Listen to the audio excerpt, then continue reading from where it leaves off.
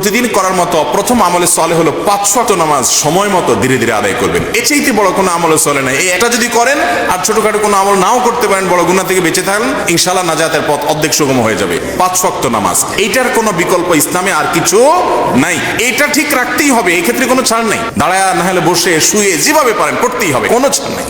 অতএব 1 নম্বর আমল হলো 5 ওয়াক্ত নামাজ পড়বেন। 2 নম্বর হলো সকল বড় বড় মোটা মোটা গুনাহগুলা থেকে বেঁচে থাকবেন। চোখের গুনাহ, হারাম জিনিস দেখা, হারাম জিনিস শোনা, গালমন্দ করা, মানুষের হক মারা, হারাম খাওয়া, এই বড় বড় গুনাহগুলো থেকে বেঁচে থাকবেন। নাম্বার 3, নবী করিম সাল্লাল্লাহু আলাইহি ওয়াসাল্লামের প্রতি বেশি বেশি দুরূদ পাঠ করবেন। আল্লাহুম্মা সাল্লি আলা মুহাম্মদ ওয়া আলা আলি মুহাম্মদ, শুধু সাল্লাল্লাহু আলাইহি ওয়াসাল্লাম, দুরূদ ইব্রাহিম যত বেশি পারেন দিনে 10 বার 20 বার পাঠ করবেন। নাম্বার 4, ইস্তিগফার বেশি বেশি করবেন। আস্তাগফিরুল্লাহ ওয়া আতুবু ইলাইহি, আস্তাগফিরুল্লাহ ওয়া আতুবু ইলাইহি, আস্তাগফিরুল্লাহ আল্লাযী লা ইলাহা ইল্লা হুয়াল হাইয়ুল কাইয়্যুম, এরকম ইস্তিগফার করবেন। নাম্বার 5, যেই কোনো কাজ করবে এই কাজগুলোর পাশাপাশি কোরআনে কারিমে তেলাওয়াত প্রতিদিন একটু একটু করে করবে। বিশেষ করে সূরা ইখলাস, কুল হুয়াল্লাহু সূরা একবার পড়লে 3 ভাগের কোরআন 3 ভাগের একবার পড়ার সমান সওয়াব হয়। অতএব আপনি চাইলে কয়েক মিনিটের ভিতরে পুরো 1 খতম কোরআনের সওয়াব পেতে পারেন। বিশেষ সূরা ইখলাস পাঠ করবেন। 6 নম্বর হলো যত জিকির আছে কোরআন হাদিসে বর্ণিত, এই জিকিরগুলো বেশি বেশি করে পাঠ করবেন। যেমন সুবহানাল্লাহ ওয়া বিহামদিহি সুবহানাল্লাহিল আযীম, তারপর লা হাওলা ওয়ালা কুওয়াতা ইল্লা বিল্লাহ, এটাকে জান্নাতের ভান্ডার বলা হয়েছে।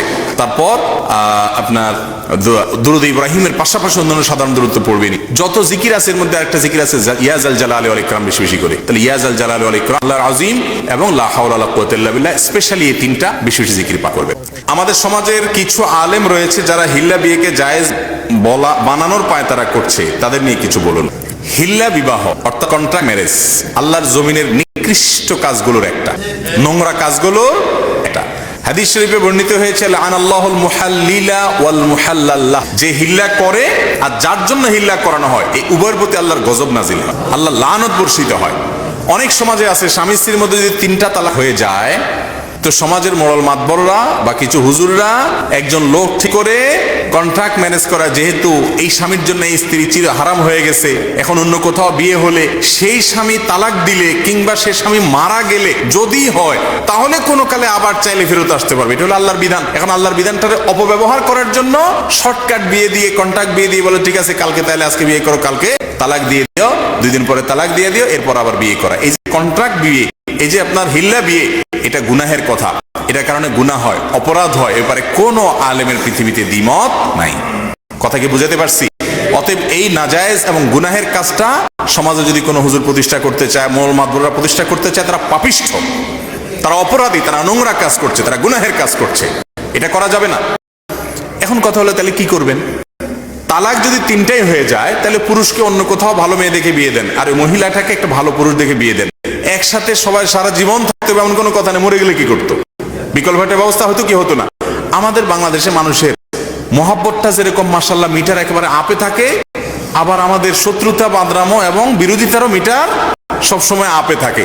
এই জন্য যখন মহব্বতে একবারে গদগদ করি আমরা, আবার যখন পিছনে লাগি তখন তালাক একসাথে 3000টা দিয়ে দিই। ঠিক না ভাই? ঠিক।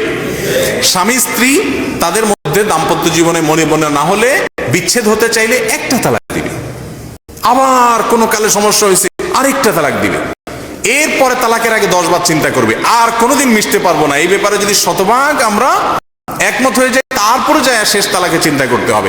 এই হলো সুন্নাহ সম্মত তালাক, এটাই হলো শরীয়তের তালাক। আর এখন একসাথে কয়দিন পরপর তালাক। এমনও আছে দম্পতি, এমন বহুত মহিলা আছে বলে যে আমার স্বামী আমার জীবনে কত হাজার বার যে তালাক দিছে আমি নিজেও জানি, আবার তার সাথে ঘর করতেছে। এই হারাম খোর আছে না নাই? তো এই হারাম যারা এত করতে পছন্দ করে তারা আলাদা থাকবে। এত মায়া দেখাইলে তো আপনি জান্নাত আশা করতে পারেন না। এই জন্য ভাইরা আমার, হিল্লা বিয়ে করা যাবে না।